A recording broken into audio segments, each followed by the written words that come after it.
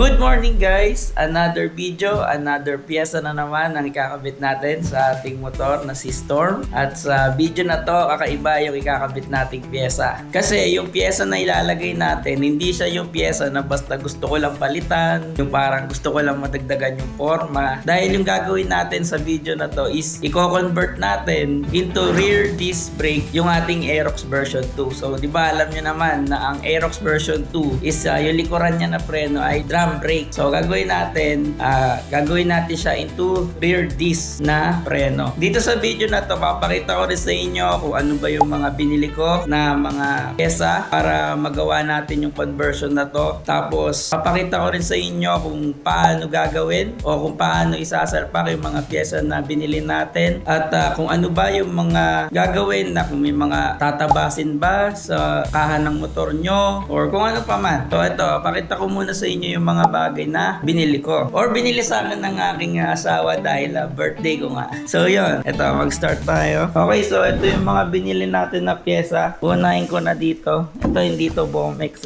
So ang nakuha kong stock mags ng Aerox version 3. Kasi tawag dito, kailangan nyo yan dahil nga rear disc yung likod nyo. Ayan kung mapapasin nyo, yung sa version 3 kasi na Aerox, di ba rear disc na din. So swak yan dun sa Aerox version 2. Ayan may lagayan ng disc. Ito yung sa likod. Ayan may salpakan na siya ng disc. So Aerox version 3. At din kayo kumuha ng mags ng NMAX version 2. Siguraduhin nyo lang na 14 siya na size. And then next, syempre, kailangan nyo rin ng swing arm na pang Aerox version 3 or NMAX version 2. So, yan, lagi nyo tatandaan sa conversion na to. Swak kasi lagi yung pang NMAX version 2 na mga pyesa, tsaka yung pang Aerox version 3 na pyesa. So, ngayon gagamitin natin to. Tapos, syempre, ito, mahalaga to. Pag na huwag nyo kakalimutan to. Ito tawag dito, gearbox cover, pagka sinerch nyo sa Shopee. So, mahalaga to para ma-convert nyo yung brake nyo sa likod. Kasi yung sa drum brake, malaki yun na bilog. Pagka rear disc, ganito lang yun. So, ito, sa mga naka-rear disc, ganito itsura niyan. Siyempre, pag may gearbox cover kayo, kailangan nyo bumili nito. Ito gasket. Para pag sinalpak nyo to dun sa likuran ng motor nyo, ganyan yan eh. Walang singaw. Kumbaga, siya, gasket nga eh, para walang singaw. Tapos, hindi mawawala, ito, yung left, kaliwa na preno or left brake master. Kasi yung stock natin sa version 2 na Aerox is wala siyang ganito, yung lagayan ng fluid. So kapag kasi nagre-rear or nagdi-disc brake kayo, kailangan ng fluid. So yun, left brake master, NMAX version 2 or Aerox version 3. So kung meron kayong brake, kailangan nyo ng brake hose. Yan, so ang ginawa natin, bumili tayo ng medyo trusted na brand. Tandaan nyo guys, preno yan. Bagay, isa yan sa mga safety features ng motor nyo, kaya wag nyo titipirin. Kaya ginawa ko para medyo makaless ng gastos, puro stock muna. Tapos tumingin ako sa mags, nakahanap ako doon ng Zero Odo na Aerox version 3, binenta agad. So naka-jackpot tayo doon. RCB E-Series na 2000mm. 2000mm. Kapag hindi 2000mm, hindi aabot sa likuran. So, kailangan mahaba. So, next, disc brake. Syempre, may disc. Ayan. Ito kinuha natin. Stock lang ng Yamaha na pang likod. Ayan, rear. Kung ano, kita dyan. Rear brake. I mean, rear disc. Ayan. Sinukat ko na rin yan dun sa mags natin. Swak siya. At kung napapasin nyo, may kulang. Yung caliper. Kasi yung caliper, doon ko na mismo bibili sa shop na papagawaan ko nitong conversion. So ayan na, itong conversion na to guys, wala siyang gagawin na welding, walang gagawin na butas ng mags. Kasi ginawa talaga natin is parang plug and play lang. In a sense na wala nga gagawing pagbubutas ng mags or pagwe-welding. Kasi para sa akin, ito yung pinaka-safe na way para mag-convert kayo ng rear disc. From drum brake to rear disc. So ayun, tara, doon na tayo sa shop.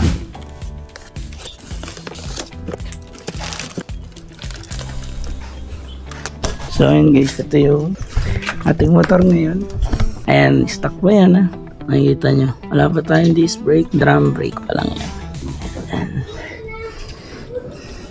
At dito nga pala ulit ako nagpagawa guys sa ating trusted na mekaniko sa RJJ Motor Parts. Dito yan sa Santa Barbara, Baliwag. At tayo nga yung pinakaunang customer ngayon dito ni Boss RJ. Siyempre kasama natin dyan si Cecil Lab. Makikita nyo hindi pa yan converted. Yan pa yung stock natin. Yung stock na brake master. Pati yung sa gearbox natin. Stock pa din yan. Pero siyempre sinimulan na agad yan nila Boss RJ para maaga rin tayong matapos. Una nga pala dyan ginawa is tinanggal na agad yung swing arm. Tapos tinanggal na rin nila yung pinaka left brake master pati yung kaha sa harapan dahil mamaya tatabasan nila yan. At dyan naman tinanggal na yung gulong dahil ang unang gagawin dyan is kailangan mapalitan nila yung gearbox cover. Sinunod na rin dyan ni Boss RJ tanggalin yung ating mag sa harapan dahil pinapalitan ko na rin yan. Makikita nyo din dyan guys na binubuksan rin yung CBT para matanggal na talaga yung pinaka gearbox cover. Tapos dyan sinalpak na rin ni Boss RJ yung ating left brake master para makita niya kung fit talaga.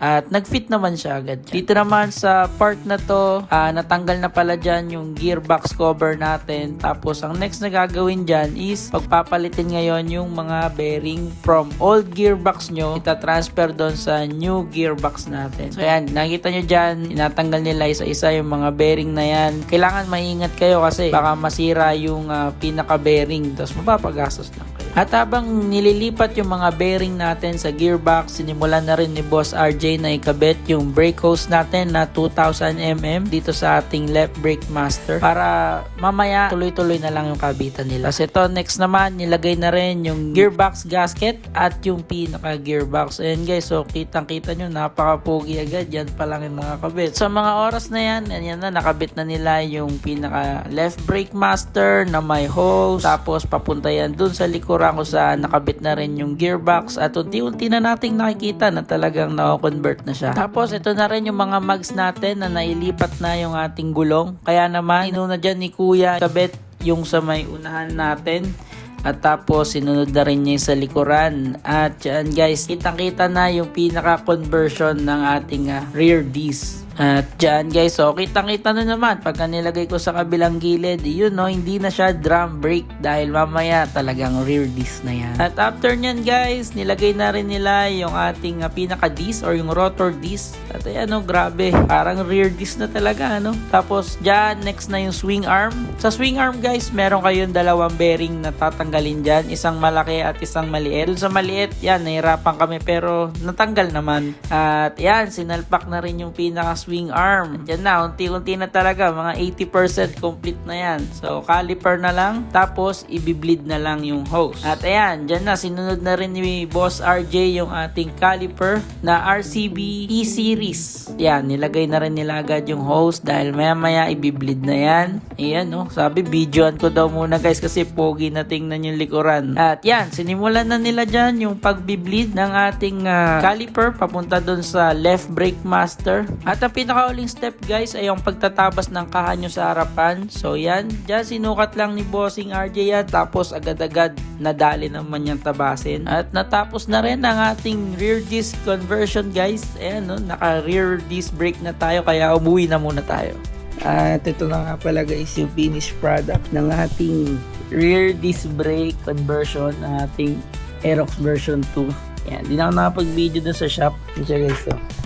Pogi. Tapos ito yung sa brake master. Yan. Ito tinabasan to dito. Yung malinis na may pagkakatabas ni Bossing dyan. Ni Bossing RJ. First time niyang gumawa ng ganito pero malinis. Tapos yung caliper, ito lang kasi yung color na meron siya. Ang hirap hanapin. So ito muna pinalagay natin. Okay din naman. Hindi naman siya pangit tingnan. So yun. Ito. Mag-montage muna tayo guys. Let's go.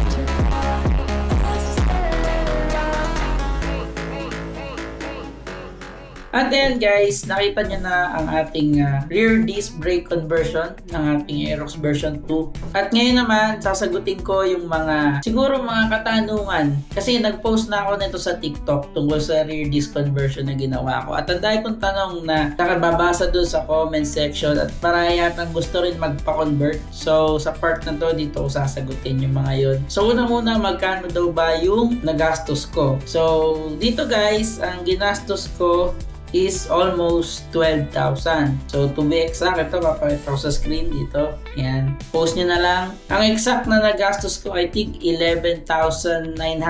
So yan, post nyo na lang yung sa may video. Nilagay ko naman dyan yung full list. So may iba pa yung presyo na yan. Kasi for example, gusto nyo maiba yung brand ng mugs nyo. Gusto nyo maganda yung brake master nyo. Lahat branded. May iba pa yan. So sa akin kasi, almost stock lahat ng nilagay ko. Tapos yung mugs ko is naka-jackpot lang ako niyan sa tao, which is 2.5. Tapos yon, may mga tanong, pwede daw ba yung Aerox version 3 na mugs? Pwede, yun naman yung ginamit ko. Aerox version 3 na mugs yung ginamit ko dyan. Pwede rin dyan yung NMAX version 2. Gaya nga sinabi ko, make sure nyo lang na 14s yung size niyan. Pwede rin kayo gumamit ng mga aftermarket na pang Aerox version 3. Basta ganun. Aerox version 3, kahit anong mugs, basta pang Aerox version 3 or NMAX version 2, basta 14s yung size. Meron pa yatang nagtanong, plug and play daw ba? O, kung nakita nyo naman, very plug and play yan guys. Walang butas, walang welding, lahat sinasalpak lang. Isipin nyo na lang na parang ang nangyari sa likuran na part ng motor nyo is ginawa siyang pang NMAX version 2 or Aerox version 3. Halos ganun lang kasi pinalitan nyo lang gearbox cover, swing arm, and etc.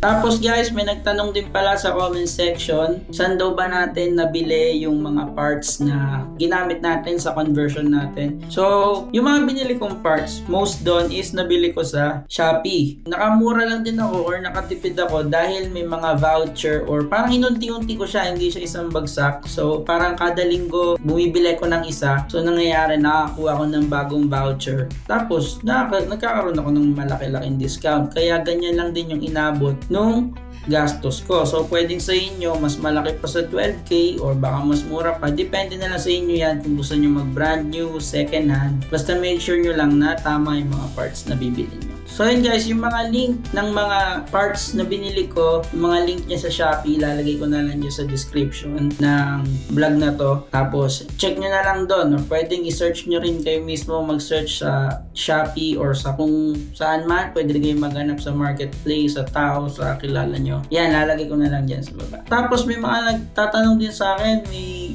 same lang daw ba to ng pagko-convert pag ginawa nila sa Aerox version 1? Ang sagot dyan ay hindi. Dahil magkaiba yan yata ng gearbox. Tapos, kumbaga, walang gantong conversion sa version 1. So, yun lang. Kung meron pa ako mga hindi nasagot or kung may mga katanungan kayo, i-comment nyo lang dyan. O kaya sa TikTok, meron din akong TikTok. Search nyo lang yung name ko, Alison Gonzaga. That's it. Subscribe na lang kayo guys. Ma-appreciate ko yan. Sobrang nakitulong na subscribe nyo. Yun lang. Thank you and goodbye.